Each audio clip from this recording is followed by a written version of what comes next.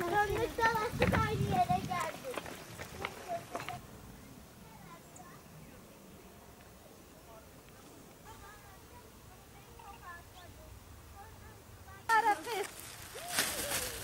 Ne yapıyorsun? Annen burada. Annen evde.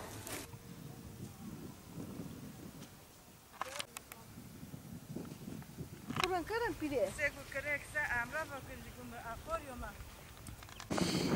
Böbrek taşlarını döker. Yerden bu.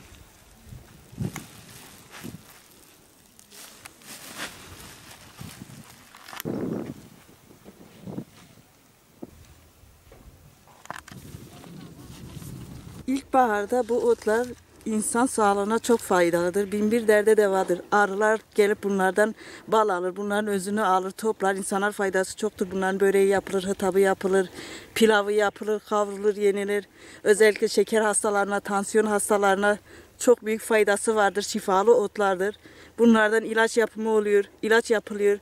Herkese de tavsiye ederiz. Buyursunlar, gelsinler, toplasınlar. Ücretli değildir. Bunlar bedavadır. Bunlardan faydalansınlar.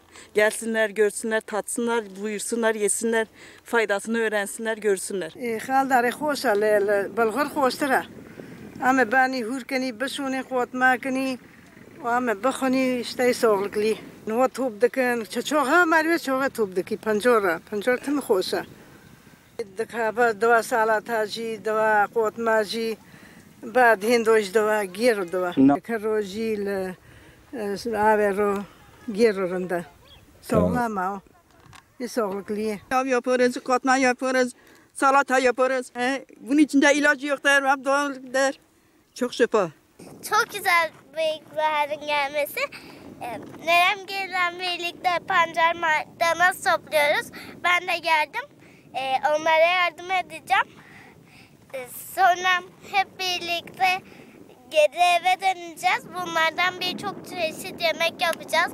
Mesela katma, pilav öyle şeyler yapacağız.